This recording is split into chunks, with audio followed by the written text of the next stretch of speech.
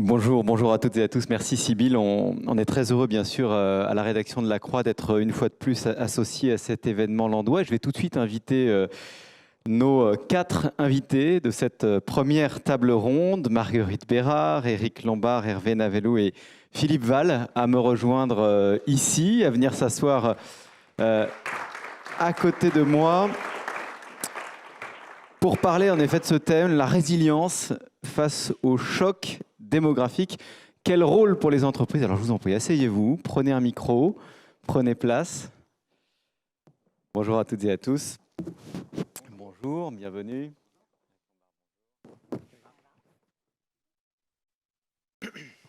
Bonjour. Alors je vous présente quand même Marguerite Bérard, d'abord BNP Paribas, directrice de la Banque commerciale en France, membre du comité exécutif. Éric Lombard, directeur général de la Caisse des dépôts.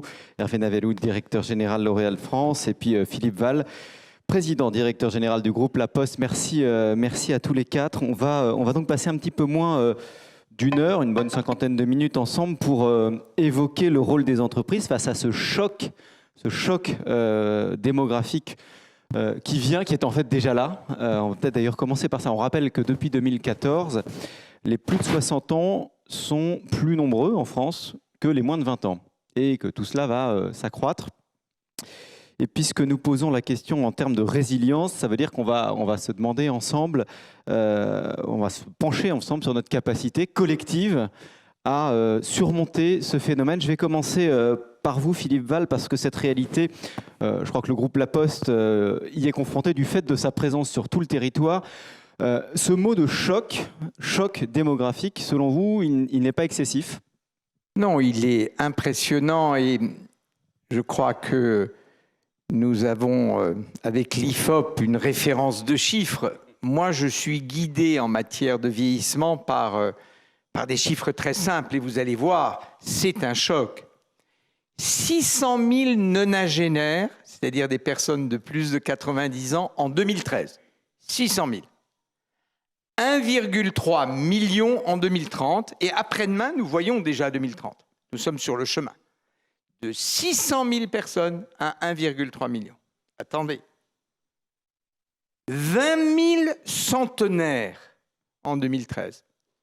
Quand j'étais enfant, c'est-à-dire en gros, je suis plus vieux que vous tous, entre les années 60 et 70, il y avait 1000 centenaires sur la totalité du pays. 1000. Là, on en a en 2013, 20 000. 55 000 en 2030. Ça, on peut appeler tout ce qu'on veut. C'est un choc. C'est-à-dire un basculement de la société. C'est ça qui se passe. Vous connaissez tous ce concept de Fernand Braudel qui est génial sur le basculement du monde, sur la planète. Eh bien, nous avons dans notre pays ce qui se prépare, un basculement de la société avec des masses de personnes âgées. Et donc, évidemment, c'est un choc absolument majeur qu'on voit se dérouler sous nos yeux, que les politiques publiques, d'ailleurs, ont tendance à essayer de retarder le plus possible parce qu'elles se rendent compte que c'est très compliqué et très cher. Mais il est là, 1,3 million de nonagénaires en 2030 et 55 000 centenaires. Et donc, c'est bien d'un choc qu'il s'agit et c'est aussi pour ça, je pense que Landois arrive à mobiliser autant d'énergie parce qu'on se rend tous compte que face au choc, il faut de l'action. Peut-être d'un mot, ce choc, cette crise, qu'est-ce que vous y voyez de menaces et qu'est-ce que vous y voyez d'opportunités? Alors moi, je n'appelle pas ça du tout une crise parce que c'est le réel. Et ce qui est très puissant, et on le voit bien dans nos travaux collectifs sur Landois, c'est la puissance de ce phénomène qu'on appelle la transition démographique. C'est-à-dire un mouvement de l'humanité sur plusieurs siècles qui fait converger les taux de natalité et de mortalité. Donc, on n'aime pas, ce n'est pas le sujet, c'est le réel.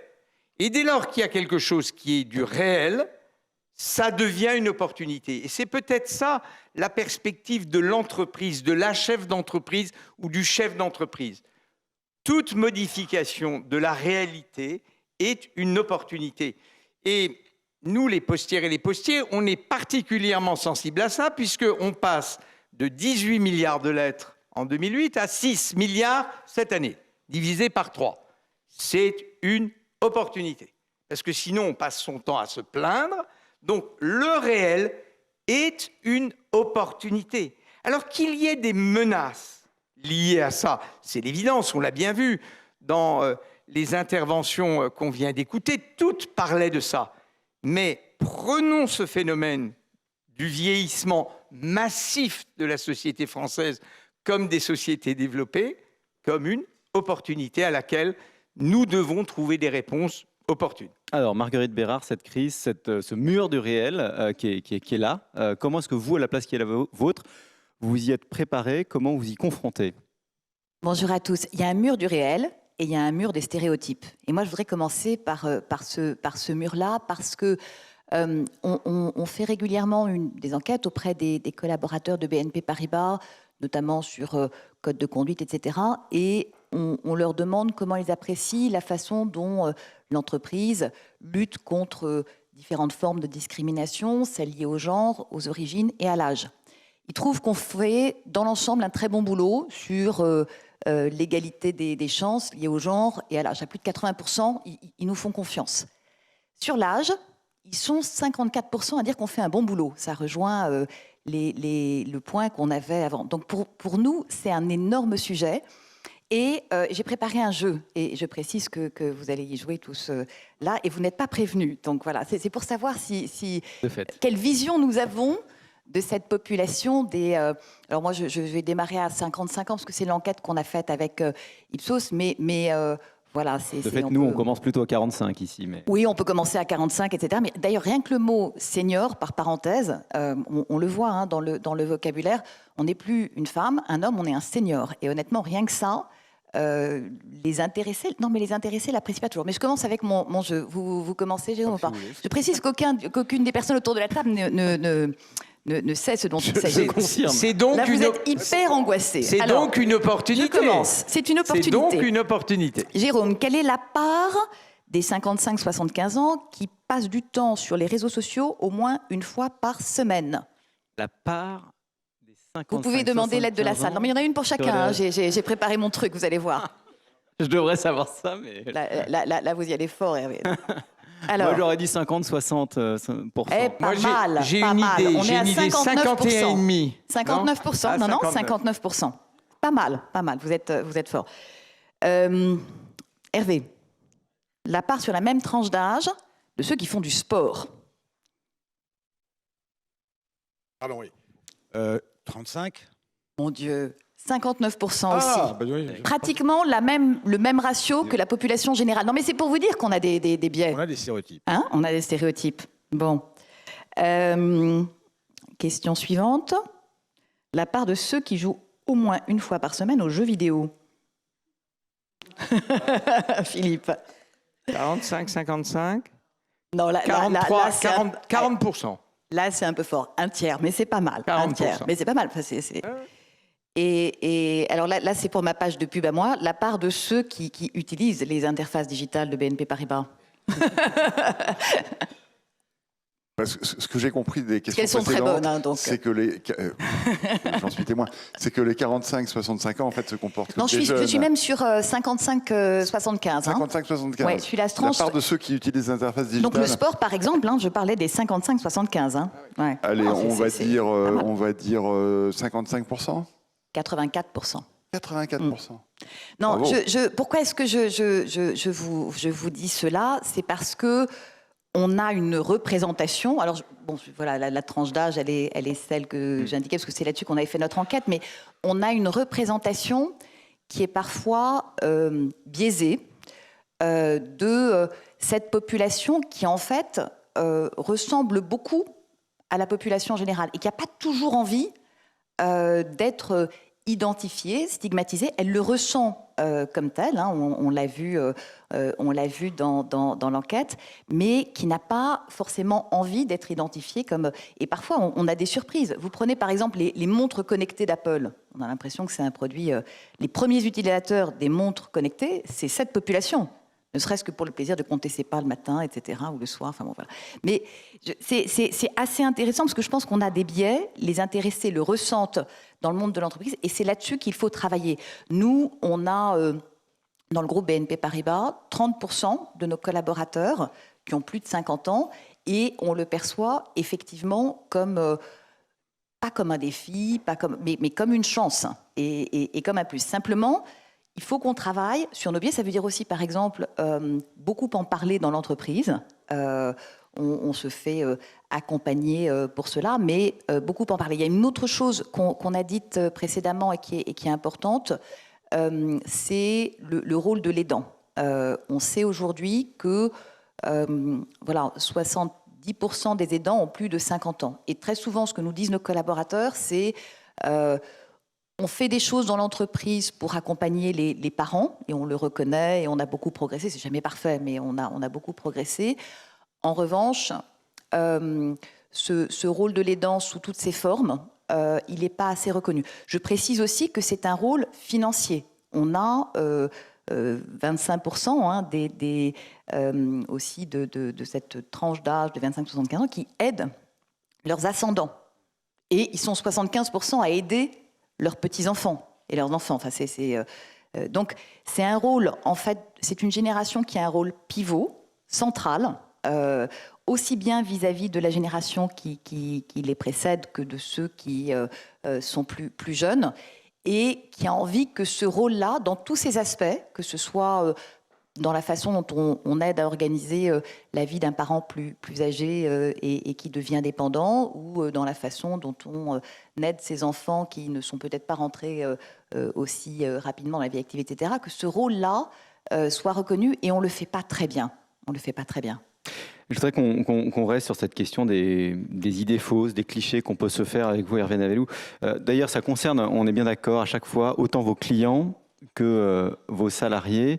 Vous, chez L'Oréal, vous confirmez que voilà, enfin, vous êtes bien placé pour confirmer qu'on se fait parfois des idées fausses sur la vie quotidienne des plus de 50 ans en France. Oui, moi je reprends ce que disait Philippe à l'instant. Je pense qu'il y a une réalité qui est effectivement que aujourd'hui, moi il y a 2 chiffres qui m'ont frappé. C'est le fait qu'effectivement en 2035, en tout cas c'est les prévisions, 50% de la population aura plus de 45 ans. 50%, c'est pas 10, c'est pas 20, c'est 50%. Et 2, et ça je crois aussi que c'est un sujet intéressant qui touche non pas les seniors, les expérimentés, mais plus globalement l'ensemble des équipes, c'est le fait que 70% des métiers qui seront exercés en 2035 n'existent pas forcément aujourd'hui. Donc il y a un sujet d'employabilité, bien sûr des expérimentés, mais de tous. Hein. Et, en tout cas, pour revenir sur le sujet donc, des seniors ou des expérimentés, dans une entreprise comme la nôtre, nous on est très attachés depuis toujours à l'échange entre générations. Je reprends aussi ce que disait Marguerite. C'est vrai qu'il y a un certain nombre de stéréotypes dans lesquels je suis tombé tout à l'heure sur, par exemple, la pratique du sport. Mais nous, on travaille sur 4 axes vis-à-vis de cette population-là aujourd'hui en France. Le premier, c'est favoriser l'inclusion et l'échange entre générations. Hein, et on pousse beaucoup le mentorat, par exemple, dans ce domaine-là. On pousse beaucoup la transmission des expertises entre expérimentés et plus jeunes. Et on organise même des sessions et des journées d'intégration des jeunes par les plus expérimentés. Ceci de façon à vraiment faciliter l'échange entre générations. On y croit beaucoup parce que voilà, c'est une entreprise, L'Oréal, où les gens d'abord ont une ancienneté assez forte, une expérience acquise au fur et à mesure des années qu'on croit important de valoriser. La deuxième chose, on travaille aussi beaucoup sur l'accompagnement de ces gens plus âgés en matière de santé. Ça, c'est important aussi. Et puis le troisième axe, effectivement, de notre action, c'est travailler sur l'employabilité de nos populations plus expérimentées. Alors, il y a plusieurs choses qu'on fait. Il y a comment les pousser à devenir eux-mêmes auteurs et acteurs de leur devenir professionnel. Comment aussi les former de façon active, intensive à tout ce qui est l'avènement de nouvelles technologies, aux nouveaux outils numériques, à l'émergence de l'intelligence artificielle, etc. Tout ça, ce sont des sujets qui sont là, qui touchent les expérimentés, mais aussi les plus jeunes. Mais en tout cas, eux-mêmes doivent pouvoir absolument s'y investir. Et puis après, bien sûr, préparer aussi les étapes d'après, hein, anticiper sa nouvelle vie après une vie professionnelle bien remplie chez nous. Tous ces sujets-là, on va les approfondir, hein, la question de l'employabilité, la question de la transmission. Peut-être, Éric Lombard, un propos peut-être plus général pour poursuivre ce tout premier tour de table. Évidemment, la Caisse des dépôts, vous êtes, étant un acteur incontournable de la retraite, vous êtes bien placé pour nous dire si ce choc, on y est prêt, ce choc démographique, est-ce qu'on y est prêt? Est-ce qu'il y a des aspects sur lesquels il y a une urgence particulière aujourd'hui? Je ne parle pas simplement de ce qui est en train de se passer dans la rue aujourd'hui. Alors d'abord, quand même, partager avec vous une surprise qui est qu'on considère comme un choc quelque chose qui était totalement prévisible, parce que autant la discipline économique est une discipline, disons, incertaine, autant la démographie, c'est quelque chose de robuste. Et des démographes comme Emmanuel Todd, comme Hervé Lebras, ont depuis longtemps annoncé cela et annoncé les conséquences que ça aurait sur nos sociétés. Et d'ailleurs, comme souvent, quand ça nous est extérieur, on le voit de plus près. Quand on regarde la Chine, ça fait des dizaines d'années qu'on sait que la Chine sera vieille avant d'être riche. Et on le constate en ce moment, parce que pour la première fois de l'histoire contemporaine, la population chinoise est en train de baisser. Et on sait qu'elle va baisser rapidement. Et on peut mesurer déjà les conséquences politiques. Alors politique, c'est ce qui est le plus compliqué sans doute, mais économiques et nécessairement démographiques, qu'on voit d'ailleurs se produire au Japon. On voit à l'inverse, le seul continent en croissance démographique, avec des conséquences dans l'équilibre du monde considérable, c'est l'Afrique. Et il faudra s'y préparer et accompagner l'Afrique. Et ce qui se passe à l'extérieur, on ne le voit pas sous nos yeux. On ne le voit pas sous nos yeux, alors que j'ai eu, avec d'ailleurs Philippe Val, l'honneur de travailler avec un Premier ministre qui, il y a 30 ans,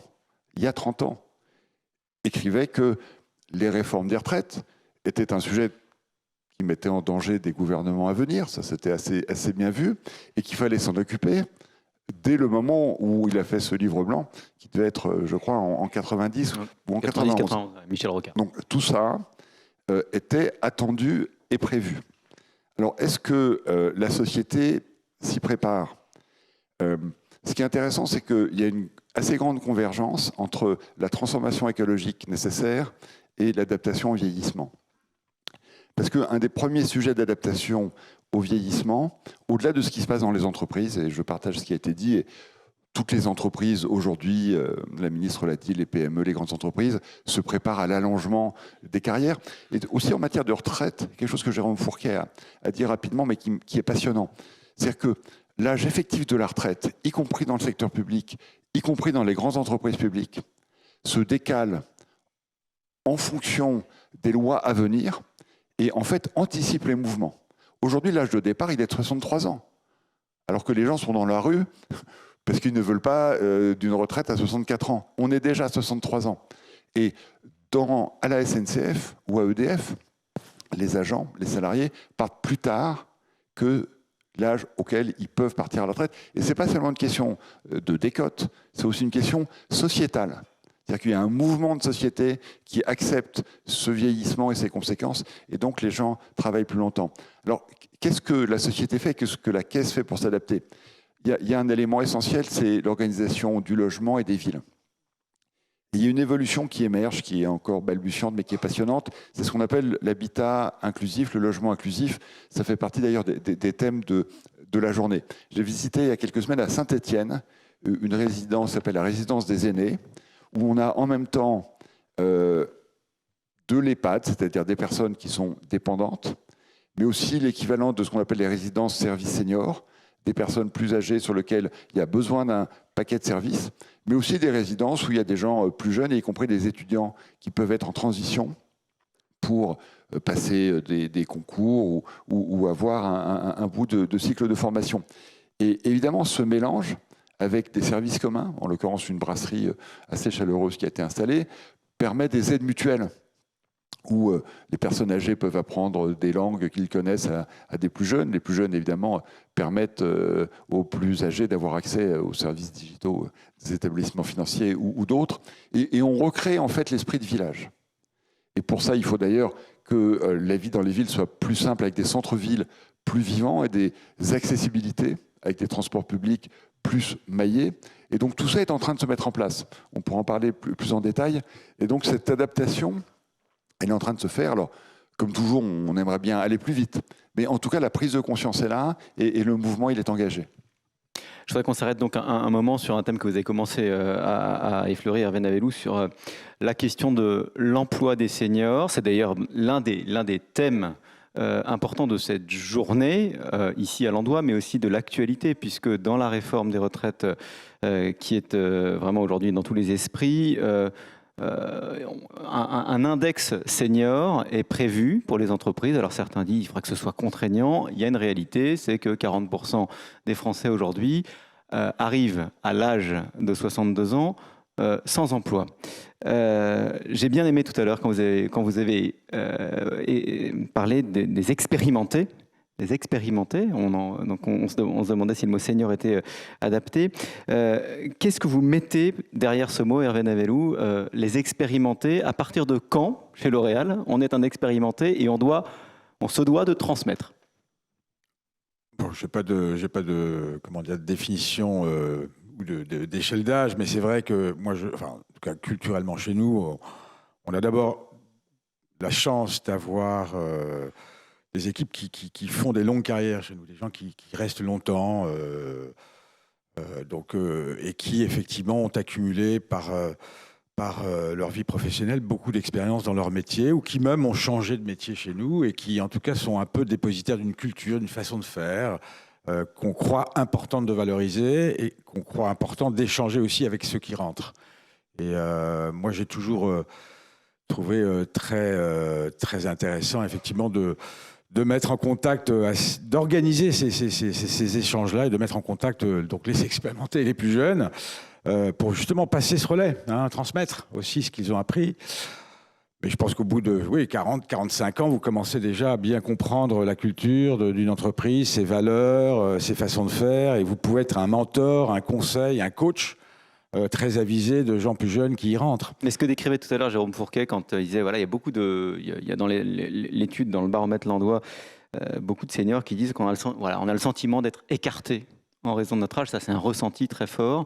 J'imagine qu'une entreprise, elle peut déployer des politiques pour lutter contre ça. Oui, et puis on parle souvent de diversité. Diversité d'origine, diversité de milieu, diversité d'âge. Et je pense qu'un groupe, une entreprise, un collectif est riche de diversité, aussi riche de différences de génération. Et ça, il faut le valoriser à tous les moments. Le regard que portera quelqu'un qui a 25-30 ans d'expérience sur un sujet par rapport à un tout jeune, à mon avis, sera intéressant, complémentaire, l'angle de vue sera différent, mais donc très utile aussi. Et ça, je pense qu'il faut, en tant que manager, patron, aussi le mettre en avant. Marguerite Bérard, sur ces sujets de l'employabilité, de la manière dont vous organisez la transmission non seulement des savoirs, mais aussi de la culture de l'entreprise.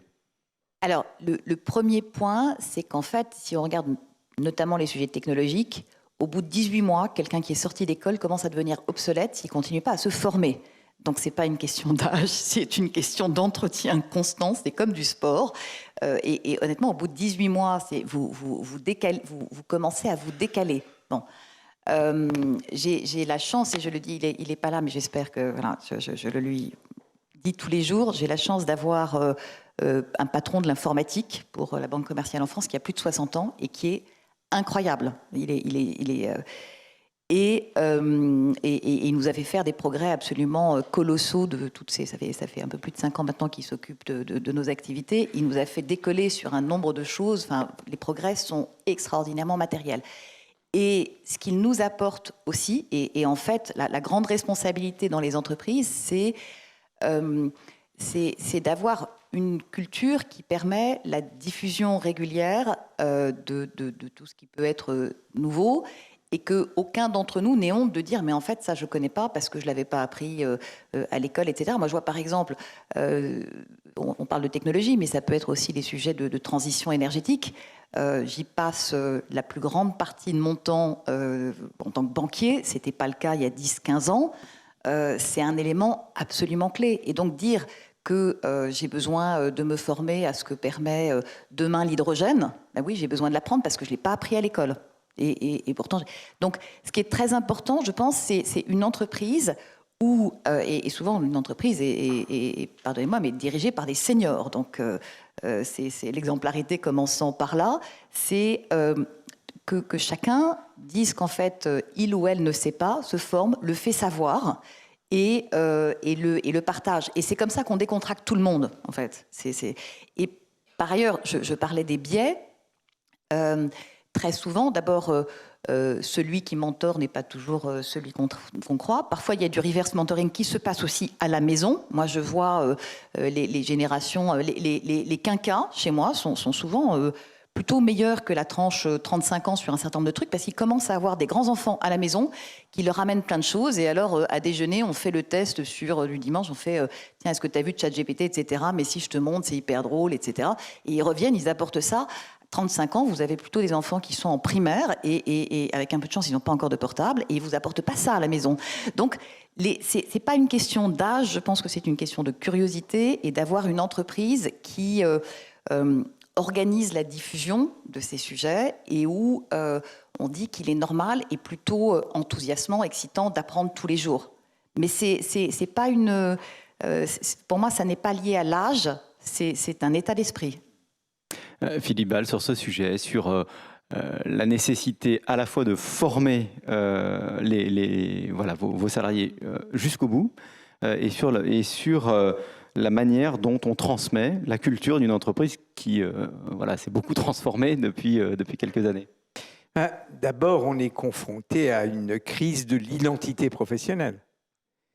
Les facteurs, on en a 65 000 aujourd'hui, ils sont rentrés à la poste comme facteurs lettres. C'était ça le nom de leur métier pour eux. Nous, on les appelle tous les factrices et les facteurs. Non, non. Eux, ils étaient des facteurs lettres. Vous avez compris le problème quand on voit 18 milliards, 6 milliards, 3 milliards. Donc, ce que nous avons à traiter d'abord, et qui est aussi lié à l'âge, c'est le changement d'identité professionnelle, qui est un mécanisme douloureux.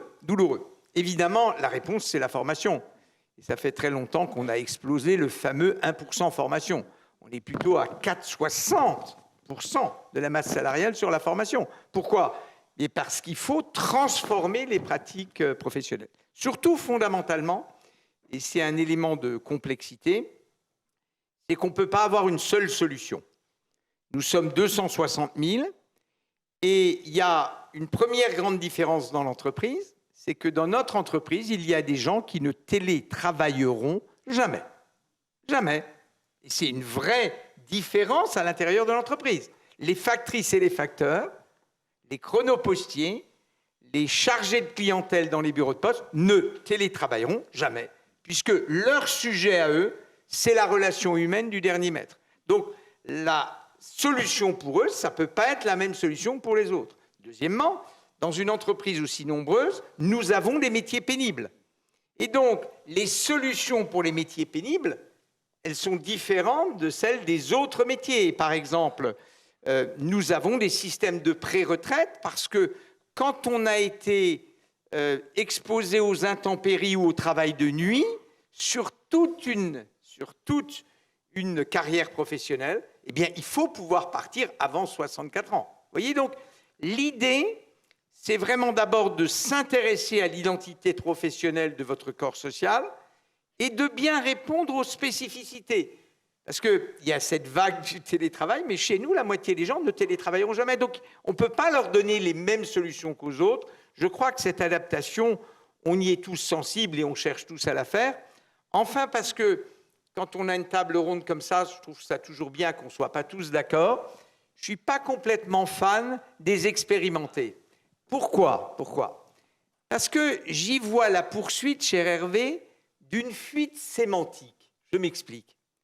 Nous n'aimons pas appeler les gens de plus de 60 ans des vieux. Donc on a écarté les vieux. Il y a un euphémisme qui est la personne âgée. Mais âgée, finalement, c'est un peu lourd. Donc on est un senior. Et la suite de la fuite sémantique, pour moi, c'est que maintenant, il n'y a plus ni vieux, ni âgé, ni senior, il y a expérimenté. Et Hervé, et vous avez raison, c'est évidemment une caractéristique. Le problème, c'est que je réfléchis immédiatement aux jeunes à qui on va reprocher en permanence dans l'entreprise de ne pas avoir d'expérience. Tu sais, on ne peut pas te donner ce job parce que tu n'es pas assez expérimenté.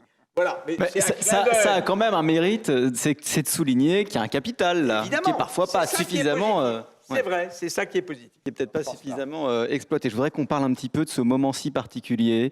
Vous avez commencé à l'effleurer, Philippe Val, où les entreprises doivent accompagner des salariés qui se projettent vers la retraite. Éric Lombard, comment est-ce qu'on s'organise collectivement pour accompagner des salariés qui ont encore envie, encore besoin de travailler, mais peut-être différemment? Évidemment, leur imaginaire n'est pas tout à fait le même quand ils ont 60 ans. On parlait de la formation. Est-ce qu'ils ont toujours autant envie de se former? Comment est-ce qu'on les encourage à se former? Et est-ce que les entreprises, d'ailleurs, ont intérêt à le faire? Alors, je ne vais pas reprendre les questions de Marguerite, mais évoquer un sujet très digital et très employé par toutes les générations qu'on a lancé il y a peu de temps, qui est mon compte formation, et qui est très intéressant à propos de cette question d'évolution. Parce que, ça a été dit, c'est tout au long de sa vie qu'il faut se former.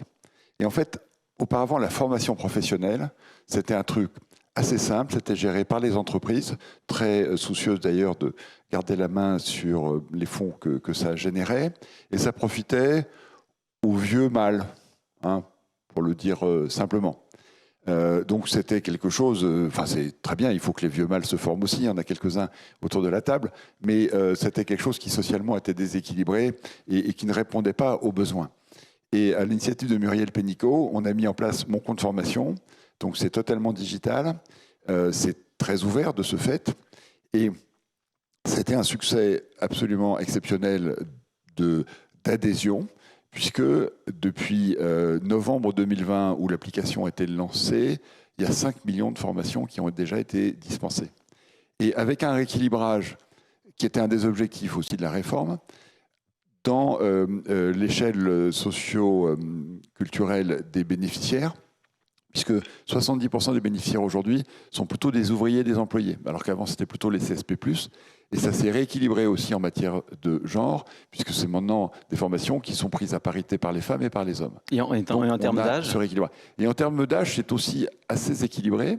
Et précisément, c'est ce qu'on essaie de pousser, c'est que, en fait, aujourd'hui, c'est une sorte de libre service. Chacun, il y a 33 millions de comptes qui ont été ouverts, ou qui sont potentiellement ouverts. Ils n'ont pas tous été activés, mais ils sont potentiellement ouverts. Et on essaye, et on souhaite, nous, qu'il y ait plus d'opérations push, c'est-à-dire qu'on aille vers des catégories de population pour les encourager à s'adapter. Parce que, avant de parler du passage à la retraite, moi je veux parler des carrières longues et de la nécessité des carrières longues. Parce que ce qui a complètement changé dans notre pays, Jérôme Fourquet l'a bien dit, c'est qu'il y a des emplois non pourvus. Il y a beaucoup d'entreprises partout sur tous les territoires qui recherchent des salariés. Le patron de l'usine Stellantis à Sochaux me disait: quelqu'un qui passe sur le trottoir, même s'il ne sait rien faire, je le prends, je le forme et je l'intègre. Donc on recherche des gens, des seniors comme des jeunes, mais pour ça il faut les former. Il y a une initiative très intéressante qu'on a faite à Angoulême. Les éleveurs, les viticulteurs qui faisaient du cognac cherchaient des personnes pour faire des tonneaux. Et on a fait une opération push pour dire à des gens: vous voulez vous former comme tonnelier, vous trouverez un emploi. Et ça a fonctionné. Et donc, il faut qu'on utilise ces outils de façon à accompagner les personnes dans des changements de job. Parce qu'il y a quelque chose qui est très frappant dans notre pays, c'est cette vision de carrière longue et de stabilité dans l'emploi. Et ça n'existe plus. Et même à 50 ans, 60 ans, il faut être prêt à changer d'activité.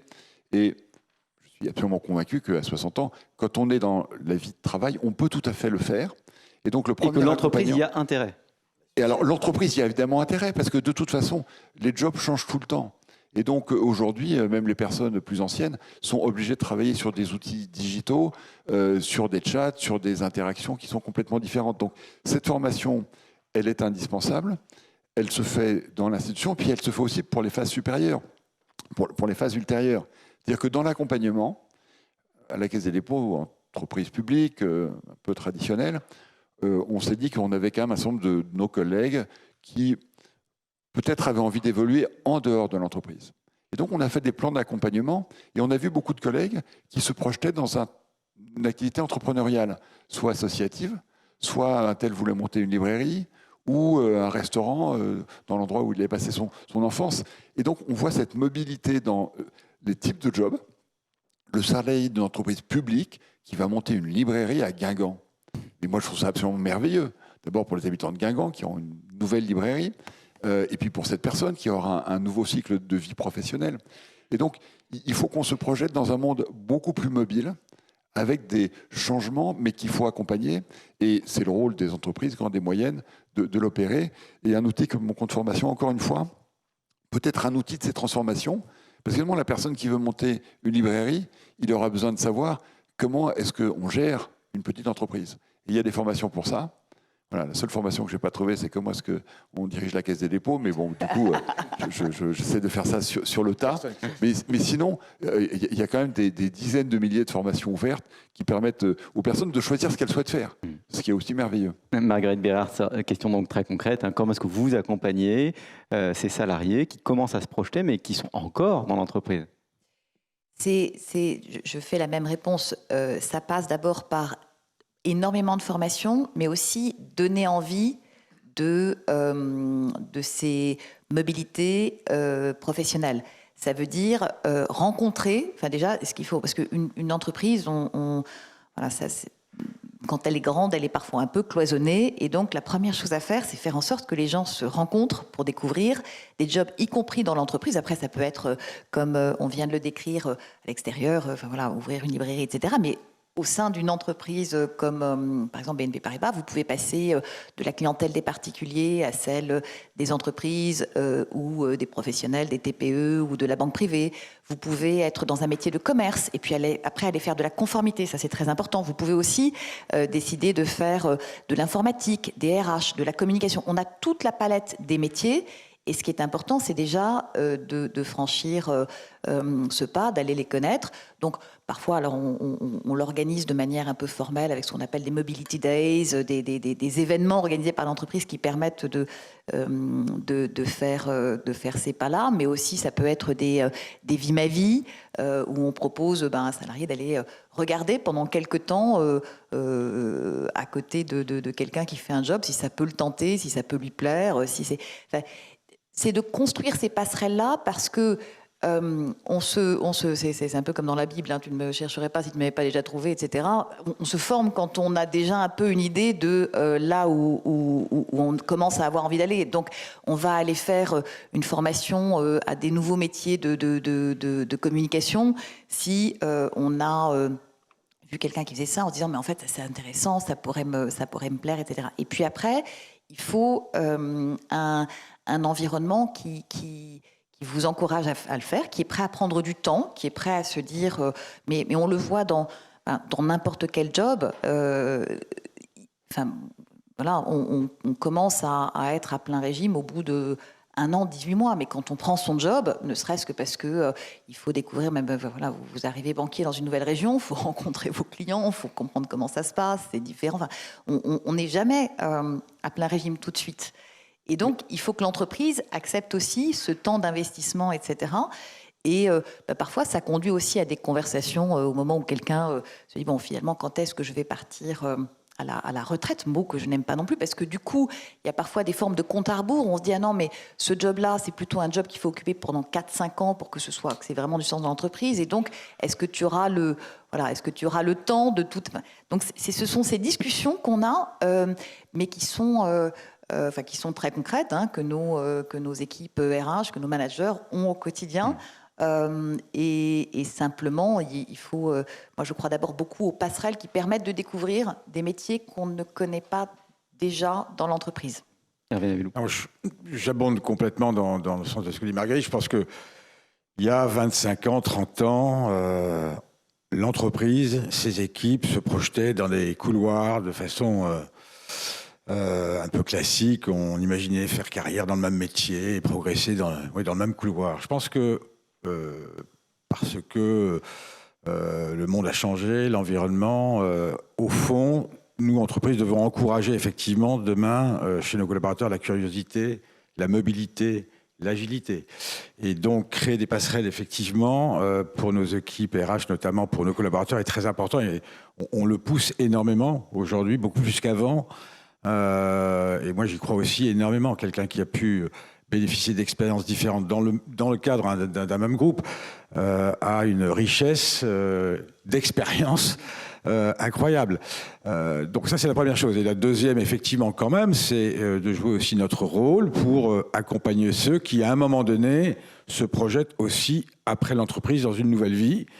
Donc, ce que vous disiez sur le CPF, on pratique effectivement la même chose. Hein. Sur la question de la création d'entreprise, notamment. Alors, donc on abonde sur les congés de formation pour faciliter, favoriser la formation de collaborateurs aussi, dès lors qu'elles développent leur employabilité. Et deux, effectivement, on accompagne nos collaborateurs aussi sur des projets de création d'entreprise ou de reprise d'entreprise. Oui, nous, on est confronté à cette déformation des métiers qui est, puisqu'elle est massive, une opportunité.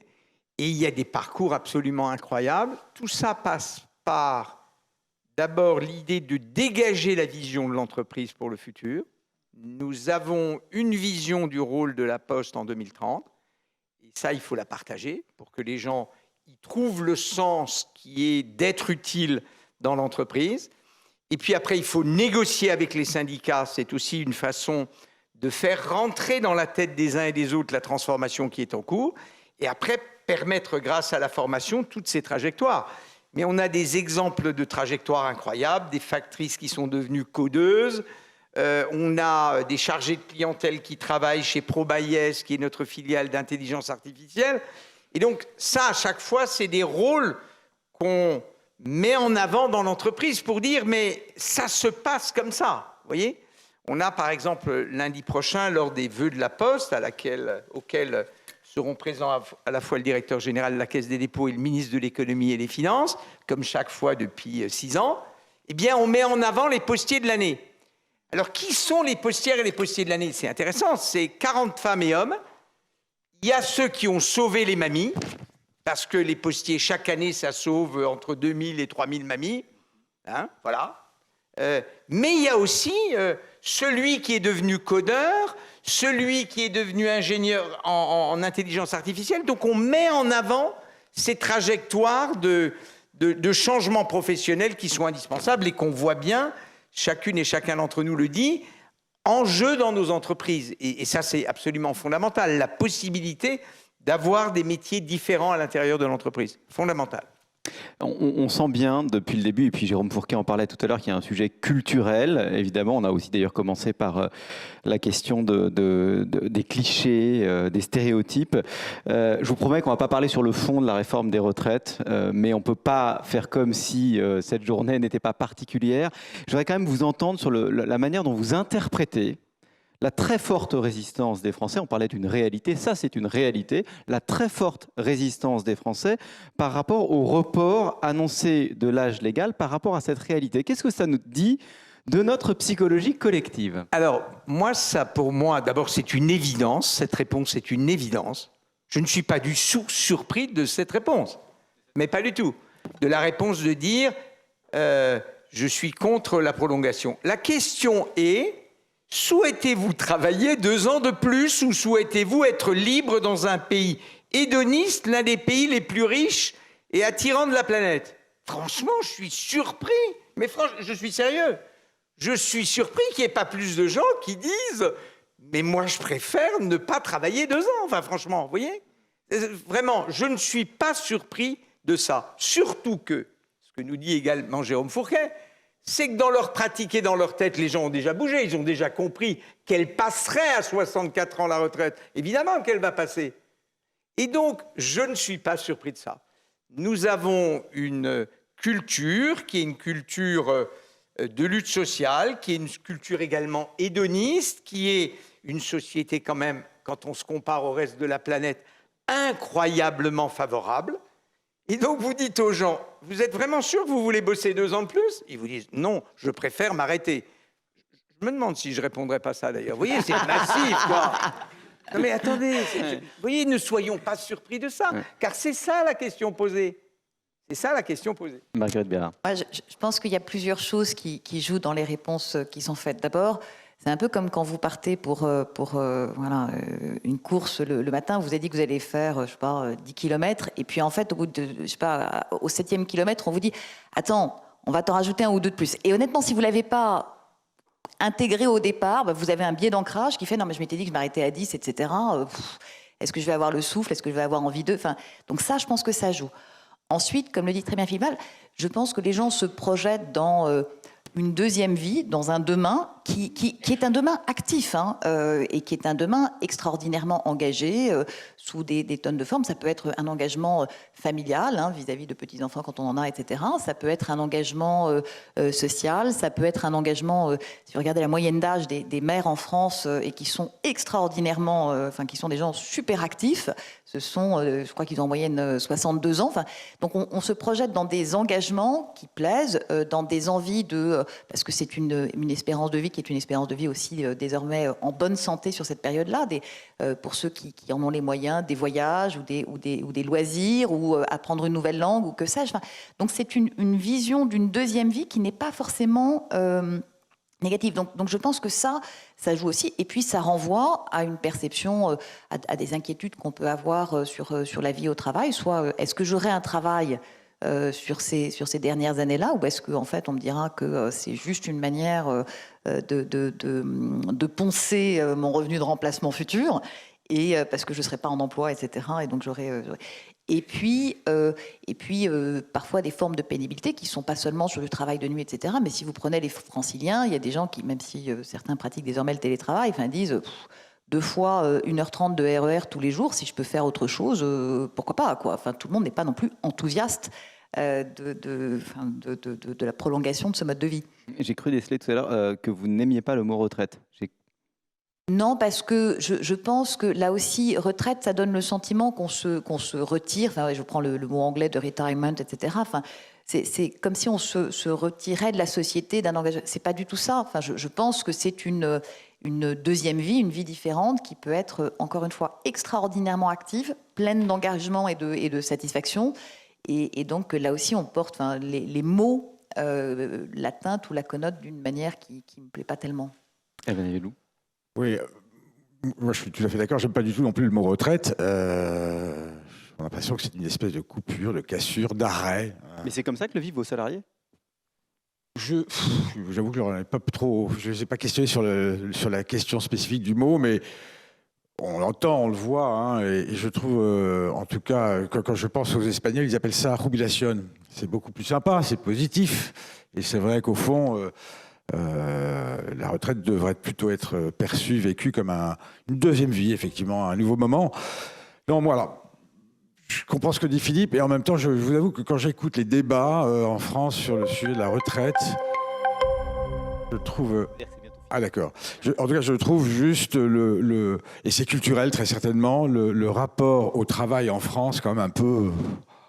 Le rapport à l'entreprise un peu has-been, quoi. Quel sens ? Comme si vraiment c'était épouvantable de travailler, quoi. Je pense que le travail, au contraire, moi je l'ai vécu comme ça, et je pense que mes équipes le vivent comme ça. C'est du lien social, c'est un ascenseur, c'est aussi une progression personnelle, c'est de l'ouverture aux autres, c'est des projets collectifs. On a tendance parfois à considérer que c'est épouvantable d'aller bosser le matin. Bon, encore une fois, il y a des situations évidemment très différentes, il y a des conditions de travail, il y a des carrières beaucoup plus pénibles que d'autres, et ça je l'entends tout à fait, mais je trouve que les côtés positifs du travail sont malheureusement assez peu présents dans le débat aujourd'hui qu'on entend en France. Voilà. Peut-être le mot de la fin, Éric Lombard, sur cette question culturelle de notre rapport à la retraite, notre rapport au travail. Oui, je trouve que... Bon, il y a peut-être un sujet de rapport au travail, mais je trouve que Philippe a raison, c'est quand même complètement naturel. En termes de santé, quand on a mis en place le tiers payant, sans surprise, ça a augmenté la consommation de médicaments. Parce que les gens ont l'impression de ne pas payer. Or, évidemment, ils payent au travers des cotisations. Mais le lien... Bon, il se trouve que pour la retraite, il y a un tiers payant qui est incroyablement lointain. Le tiers payant pour la société dans son ensemble, c'est fondamentalement la dette publique, puisque nos régimes sont en déficit et le seront demain. Et donc la dette publique, on reporte ça sur nos enfants, mais comme on fait ça depuis Philippe le Bel, finalement, les gens se disent que finalement, ça sera peut-être leurs arrière-petits-enfants. Donc, il y a un tiers payant collectif qui fait que les gens se disent, franchement, pourquoi est-ce qu'on s'embêterait? Et puis, il y a aussi des tiers payants dans les équilibres entre les différentes collectivités.